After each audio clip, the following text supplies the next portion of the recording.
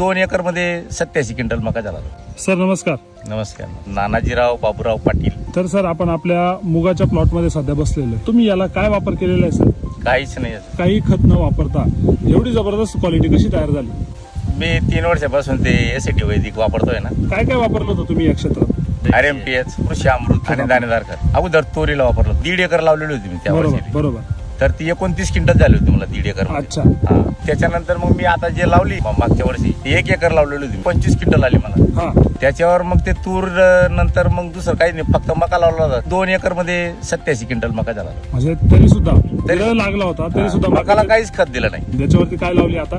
मूग. आता मूग आणि तूर लावलेली आहे. मूग आणि तूर लावलेली आहे. आपण तूर पण इथं बघू शकतो. हो. तर साधारण याला काही तुम्ही टाकलेलं नाही, काहीच नाही अजून दिलं. बरोबर. आणि हो. याला फक्त एक पाऊस पडलेला आहे लागवड झाल्यानंतर. बस 8-10 तास होतो बी पाऊस म्हणता येत नाही.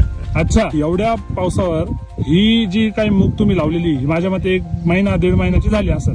जर आपण या मूग पिकाला आपलं शक्ती सम्राट मिरॅकल वैदिकचे दाणेदार खत जी आहेत हो. आणि ह्युमस गोल्ड खास करून याचा जर तुम्ही वापर केला तर शेंगांची लांबी जी आहे ती चांगली होईल. बरोबर. दुसरी गोष्ट, याला जी शेवटच्या टप्प्यामध्ये किडीची समस्या असते ती कीड वगैरे काहीच पडणार नाही. बरोबर. आणि तुमच्या पुढच्या पिकाला अजून त्याचा फायदा जास्त होईल. तुमची माती चांगली होईल. शेतकऱ्यांना तुम्ही काय संदेश द्याल? हे जास्त महाग आहे म्हणे ते खत.